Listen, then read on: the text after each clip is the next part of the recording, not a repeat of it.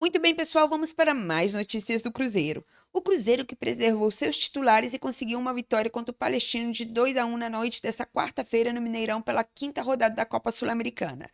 Vamos conferir mais um corte que estou trazendo para vocês com os comentaristas fazendo uma análise completa dessa vitória que teve gol de Gabigol e de Bolassi. Vamos conferir tudo isso aqui agora. E se você gostou dessa vitória, já deixe seu like. E se você ainda não é inscrito, se inscreva no canal e já deixe os seus comentários. Sem mais delongas, bora para mais um vídeo, gente! Alô, alô, muito boa tarde. Como o esporte já começou, vem que nosso balcão de gols está aberto. Temos gols na Libertadores, festa de campeão, tem gol na Sul-Americana. E a gente começa com o Cruzeiro na Sul-Americana, né? Que virou um torneio amistoso, uma vez que o Cruzeiro já não tem chances de classificação. Mas ontem o time fez bonito no Mineirão e virou o jogo contra o Palestino.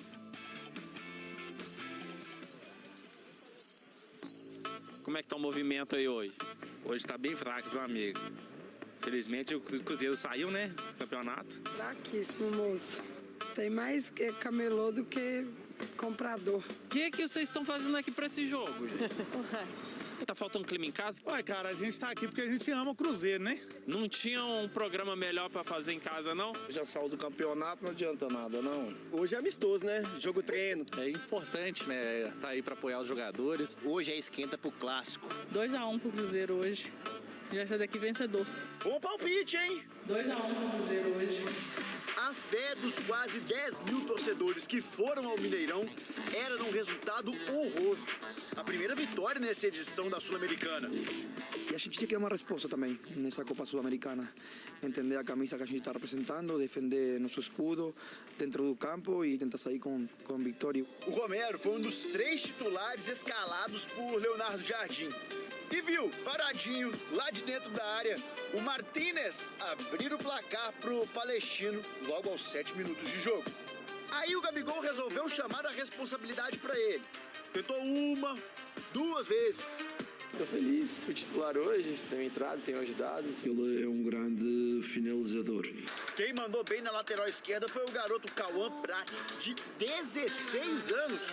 Jogou no lugar do Kaique. Sonhando com esse gol aí? Tô. Mas vamos trabalhar, né? O gol saiu na outra lateral, no segundo tempo. Cruzamento perfeito do William e a cabeçada fulminante do Bolassi. Empate que rendeu essa comemoração diferentona do congolês. Alegria. E o melhor estava guardado pro fim. Lembra do palpite da torcedora? 2-1 pro Cruzeiro hoje. Já sai daqui vencedor. 45 do segundo tempo. Gabigol tabelou com o Dineno e mandou pro gol. A bola desviou no meio do caminho e entrou no cantinho. Gol da virada no Mineirão. Esse Gabigol tem estrela mesmo. 2-1 e muita festa para uma vitória que serviu para confirmar a boa fase.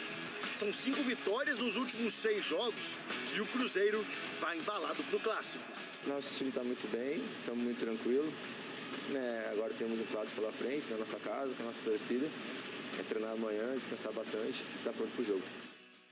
E olha como ficou a classificação do grupo E, o grupo do Cruzeiro. Muxucuna, garantido na primeira posição com 13 pontos. O Palestino ficou com a segunda colocação e os dois times vão pro mata-mata. Ontem, gente, Bolassi e Gabigol marcaram, né? E o Bolassi tá com a cabeça afiada. Fez 4 gols pelo Cruzeiro e todos de cabeça. Se liga só. Primeiro gol dele de cabeça foi contra o Tombense na primeira rodada do Campeonato Mineiro. Depois, gol de empate contra o América, um bonito gol de peixinho. E depois, Cruzeiro contra o Democrata foi o gol que abriu o placar. O Cruzeiro perdeu esse jogo por 2-1. E também ontem, o gol de empate contra o Palestino, né? Então já sabe, se quiser chuveirar na área, chama o Bolassi. É Muxuquiruna ou Muxuruna? Muxuquiruna. Pode falar Muxuquiruna em qualquer lugar do planeta. É porque o presidente Não, é porque o presidente dos caras fala Muxuruna. Então, peraí. Então, vamos ter que mudar vários times do jeito que a gente fala aqui no Brasil. Na Inglaterra, na Alemanha, na Turquia. Então, falamos todos os times errados. Mas é um modus operandi para falar. Gabriel, não fale isso mais não, por favor. A verdade é que toda vez que essa questão de pronúncia se causa uma verdadeira confusão. Não tem o certo, não tem o errado. Ai, Gabriel, eu quero que você fale muxuruna só pro pescoço do Elton ficar do jeito que ficou ali. O homem fica no veneno. Atenção, gente. No jogo de ontem, eu vou fazer a pergunta que o Andrezão, meu ídolo máximo e meu editor-chefe, figura pela qual eu tenho um profundo respeito, a pergunta vale para todo mundo. Quem se salvou, quem se destacou ontem? Dos que a gente não tem o hábito de ver jogando, você pensa assim, não, esse aqui vai virar e tal. Pô, começa com você, garotinho. Boa tarde. Buenas tardes. Boa tarde para você, para quem nos assiste. Cara, eu acho que aproveitaram a oportunidade muito bem. O Gabigol aproveitou, o Bolassi entrou bem, principalmente os jogadores da categoria de base, tem que citar. A Cruzeiro ontem teve um lateral esquerdo com 16 anos, poderia estar no sub-17, fez o segundo jogo dele no profissional e, para mim, mostrou mais uma vez muita personalidade. Aliás, hoje o Cauã Prates até falava aqui com Dola em off, está bancado pelo Jardim no elenco, ele falou disso, inclusive, na sua entrevista coletiva, né? Quando permitiu a ida do Duende Macabro para o Grêmio. Quem? O Duende Macabro. Quem é o Duende Macabro? Está no Grêmio, o lateral esquerdo do Grêmio. Tá. Que estava no elenco do Cruzeiro. E contando com o Cauã Prates hoje, e deu minutos para o Cauã Prates, também para o Hickman, que foi bem, um pouco mais tímido do que em outras oportunidades. E também o Kenji foi muito bem.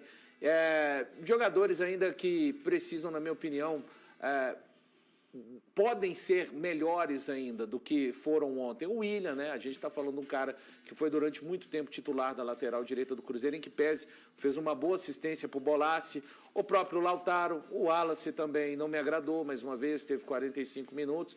Acho que o Jonathan Jesus fez uma boa partida, mas o todo, vamos falar do principal, acho que mesmo pegando um jogo que já não valia nada para o Cruzeiro por conta da incompetência que ele teve, e detalhe, né? O Cruzeiro somar os seus primeiros pontos com o time mais desconfigurado do que é o Cruzeiro hoje principal do Jardim, mostra muito do quão ruim foi a Copa Sul-Americana do Cruzeiro. E a vitória de ontem não muda nada disso, dá uma satisfação para o torcedor, obviamente melhora ali a pontuação, você tira aquele status, né, de não vencer em uma competição, mas repito, não serve de alento. Mas eu acho que dentro, aí saindo da Copa Sul-Americana, olhando para o restante da temporada, o momento que o Cruzeiro vive, é muito melhor você não sair derrotado desse jogo, porque ele quebraria uma sequência. Quando você consegue uma vitória, é mais um jogo na sequência de 6 jogos, onde o Cruzeiro venceu 5, empatou uma. A gente viu ontem o grupo, o Jardim,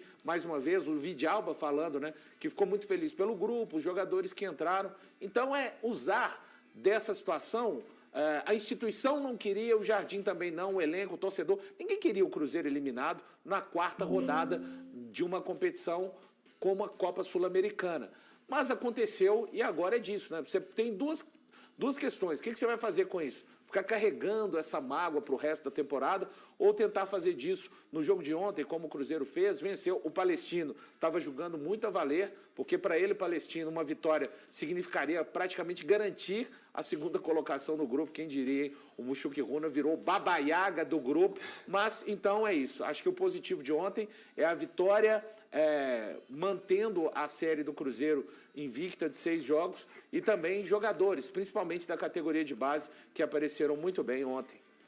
Valor, isso que você acabou de falar, boa tarde a todos, quando você fala a respeito da cobrança que nós todos fizemos e que está certo de fazer o Cruzeiro cair na primeira fase de um grupo desse, é assustador e não deveria acontecer e nem deve acontecer em próximas edições.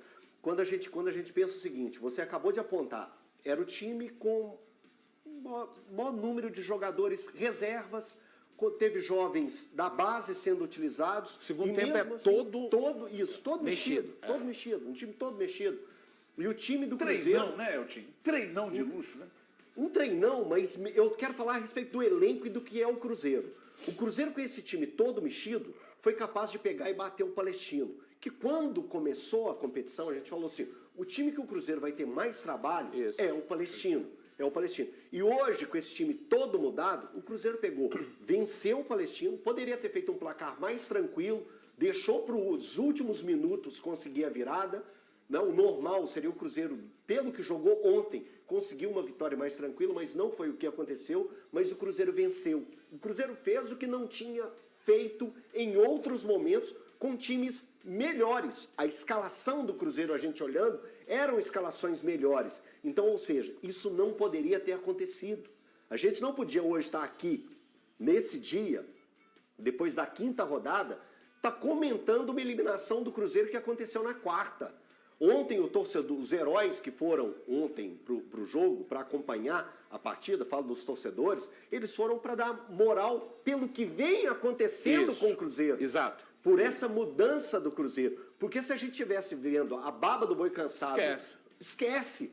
Teria era protesto na porta do estádio. Mas ontem estavam lá os torcedores para pegar e apoiar esse time que tem dado mostra nos últimos 10 jogos, desde aquele momento da queda das estrelas, que aconteceu no jogo contra o São Paulo, que teve aquelas mudanças. Eu gosto de reforçar isso porque é um momento de virada de chave do Cruzeiro. Sim. O momento do jogo contra o São Paulo, que o Cruzeiro empata no Morumbi por 1-1, é uma mudança drástica que aconteceu no Cruzeiro.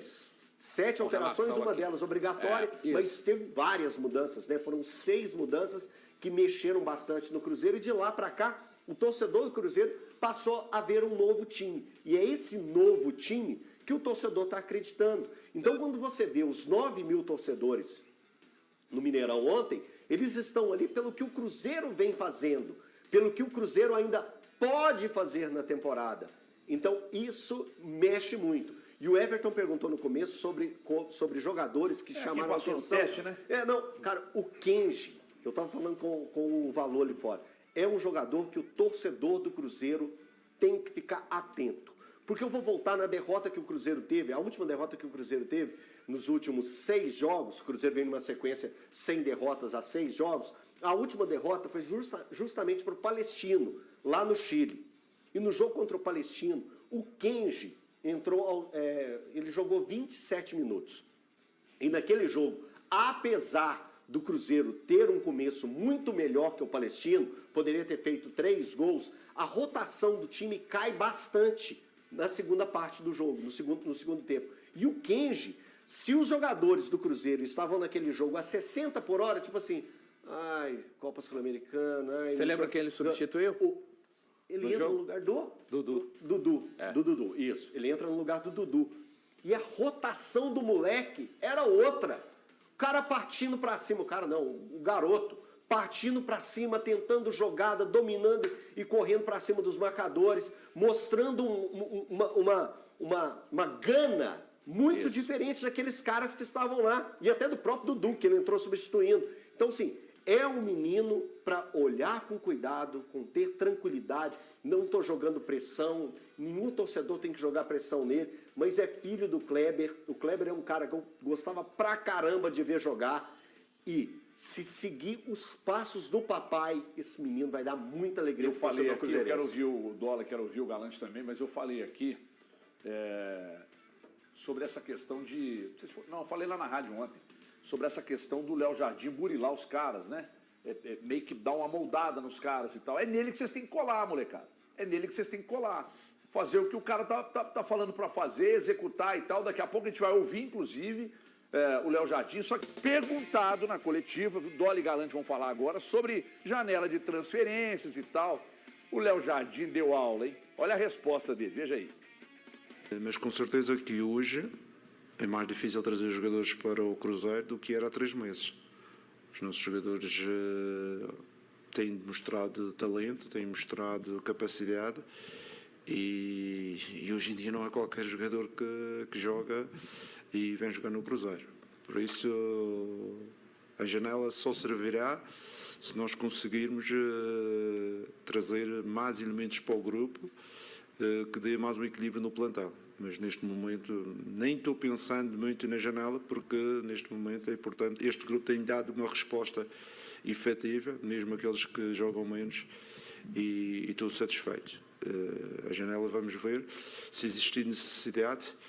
Eu penso que há 3 meses atrás existia muito mais necessidade, toda a gente estava a falar da janela e agora os próprios jogadores mostraram que muitos dos reforços vieram de dentro. E isso é gratificante para nós que trabalhamos no dia a dia. Bom, vamos lá. Cada um entende a sua maneira. Eu interpretei que ali ele ganhou o grupo. Os reforços vieram aqui de dentro. Você já teve uma outra visão do que ele falou. Ele disse que Você conhece bem o Que seu a irmão? Boa tarde a todos. Ele disse que, a partir de agora, né, os jogadores querem vir para o Cruzeiro e que não é qualquer jogador que joga no Cruzeiro. Não sei se antes qualquer um jogava, né? Às vezes qualquer um jogava e agora a coisa mudou. A verdade é que o Cruzeiro está muito mais estruturado. Agora, você falou aí de nomes que chamaram a atenção ontem. O que me chama a atenção é o lado negativo do William e do Wallace. Sendo bem sincero com William vocês. Wallace. Porque ontem, quando eu vi o jogo, eu falei assim, pô, essa é a oportunidade desses caras mostrarem que eles ainda podem cativar a torcida do Cruzeiro. Que a janela está aí. Né? A janela para sair está aí, né? E o que eu vi ontem, sinceramente, cara, não é um futebol competitivo. Eu não vi jogador que estava motivado para mostrar serviço, sabe? Que está dando oportunidade ali de jogar os 90 minutos. Então, assim, se ele conseguiu reerguer uma boa parte do grupo, como ele falou, e inclusive isso serve até para o Atlético tomar como referência, também precisa fazer isso, tem alguns jogadores ali que eu acho que o torcedor já entendeu que não dá. Que não adianta, né? E eu acho que esses dois, Mas por você exemplo, ainda acha que o William não dá? O Wallace, eu concordo com você. Eu acho que a questão do William é o seguinte. O William, é eu ainda difícil acho você que dá. arrumar um lateral direito hoje. Sim. Se você tivesse um lateral direito aí, sei lá, na base do Cruzeiro, tivesse um cara que tivesse, assim, pelo menos ali, você fala assim, pô, esse cara tem potencial. Porque o que a gente vê, assim, eu vi um lado muito acomodado do William. Sabe aquele cara acomodado? Mas quem bancou o William foi o Léo Jardim. Então, mas eu posso dizer Foi uma ele que coisa? bancou. Posso dizer Mas uma coisa é ele bancar e o jogador fazer. O William, o que ele joga hoje, pode pegar o jogo de ontem.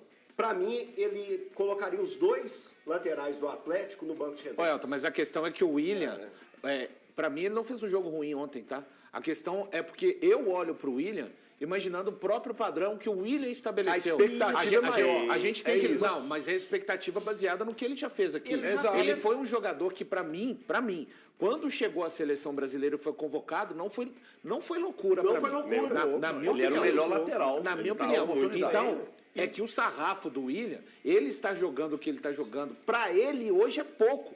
Eu acho que nem tem que passar pela cabeça. O Cruzeiro desfazer do William é Mas hoje o valor ele não vai ter. Você acha que lateral direito para ser titular. Você acha que ele disputa a posição hoje? Não disputa. Não, Breno. Ele é reserva mas é questão de momento. Para recuperar a posição, eu acho que ele acomodou ele vai ter que jogar mais do que está jogando agora. Então, é aqui no campo. Isso, é no campo. Porque o Fagner ganhou no campo. Exato. Ganhou mostrando e olha que o Fagner... Ele chegou para ser um cara de banco. Agora, e olha, detalhe. O Fagner, ele não fez nenhuma partida que você fala assim, meu Deus do céu, que partidaça. Não é aquele negócio... Ele tá fazendo feijão com arroz. É uma função muito específica que o Léo Jardim gostou exato, dele cumprir supriu ali, né? o que o William não estava dando Mas é que conta. às vezes não aparece tanto, né? O Fagner pegou situações bem difíceis. No jogo contra o Flamengo, por exemplo, ele tem...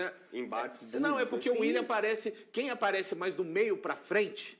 criando, dando uma assistência, chama mais atenção de uma forma geral. Eu entendo. A discussão do William, e eu defendo a situação do William pelo seguinte, na temporada, e eu vou ficar batendo nessa tecla por um bom tempo, porque a gente está só no mês 5. A gente está no mês 5. O William, na temporada passada, fez 60 jogos, 48 como titulares. O Cruzeiro fez 64 jogos. O William fez 60. Eu acho que tudo isso também... Cara, eu não sou o maior entendedor de parte física do planeta, mas eu acho que o que ele fez na temporada de 24, ainda existem resquícios físicos que limitaram ele a fazer tudo que ele fazia na temporada passada, que era, ele defendia muito bem e atacava muito bem. E o Cruzeiro, na temporada passada, sofreu uma queda conjunta. Sim. O Cruzeiro sofreu uma queda conjunta após a saída ali do Seabra. Ele sofreu uma queda conjunta. Não foi uma queda assim... Só o William que caiu. Não. Só o fulano que caiu. Foi conjunta. Eu levo em consideração o que você está falando, mas eu acho que até nesta temporada mesmo, os dias que o Cruzeiro teve para trabalhar com o Jardim, eu sei que muita gente pensa que o cansaço acumula e o descanso também. Não é bem assim, mas eu acho que o William já reúne condições, levando em consideração isso, para estar apresentando um nível melhor e vai ter novamente a parada do Super Mundial para aí sim, digamos, chegar mais ou menos perto no lugar da questão física. Mas eu acho que mesmo da forma que ele está, ele poderia fazer um pouco mais dentro do padrão William. Sim, é bom deixar claro. Não acho que o William... Foi por isso que eu levantei. Eu acho que ele pode apresentar mais e eu acho que o momento dele apresentar é no jogo como de ontem. As características do William e do Fagner, são meio que opostas. O William é um cara que ataca melhor, o Fagner é um cara que defende melhor. Isso para o treinador é ótimo, principalmente porque ele vai fazer rodízio. né? Então, eu acredito, tá, gente? Tem informação nenhuma, que por mais que o William venha sendo criticado, talvez alguém mandou hoje na rádio lá, porque às vezes é uma caneta desnecessária, uma certa displicência. Não aconteceu ontem, só para... Sim. Mas é uma caneta desnecessária, uma certa displicência e tal. Mas convenhamos, né? Você olha para tudo que tem no Brasil hoje, poucos times têm a dupla de laterais que o Cruzeiro tem pela direita. Pois é, o Cruzeiro consegue ter uma dupla, igual você falou, né? São duas formas de jogar muito diferentes, dois laterais, isso dependendo do momento da temporada, é muito bom para o técnico. E aí entra nesse pacote que, inclusive, tem a ver com o que o Léo Jardim falou, né? Quando ele cita 3 meses atrás e compara com agora, ele vai falando o quê? Que o momento do Cruzeiro obrigou ele a ir mexendo na equipe, descobrindo melhor os jogadores que ele tinha na mão e reavaliar o elenco. Uma avaliação que ele tinha lá atrás, hoje ela já é diferente. Então ele consegue agora ver jovens jogadores entrando no time e dando opções para ele que ele lá atrás não esperava. É isso aí, pessoal. Logo no primeiro jogo, após ter sua desclassificação da Copa Sul-Americana confirmada, o Cruzeiro conquistou sua primeira vitória na competição em um Mineirão praticamente vazio na noite dessa quarta-feira, dia 14. Como já esperado, o técnico Leonardo Jardim resolveu escalar um time alternativo para enfrentar o Palestino. Até o goleiro Cássio foi poupado, dando lugar a Aragão. Já o atacante Gabigol, dito como suplente atualmente, atuou durante todo o tempo e fez o gol do triunfo. O clube visitante abriu o placar logo no início da partida. O empate aconteceu somente no segundo tempo com Bolasie de cabeça. Já Gabigol deixou dele quando o empate encaminhava para o fim, levando delírio menos de 10 mil cruzeirenses presentes no estádio. Agora o Cruzeiro volta todas suas atenções para o próximo compromisso, que é o clássico diante do Atlético Mineiro pelo Campeonato Brasileiro. O jogo contará com a presença apenas dos cruzeirenses no Mineirão e será no domingo, dia 18 de maio, às 20h30. Vou ficando por aqui, mas já deixe seus comentários e não se esqueça de deixar o seu like, se inscrever no canal e ativar o sininho das notificações para não perder nenhum dos nossos cortes do Cabuloso. Até o próximo vídeo, gente!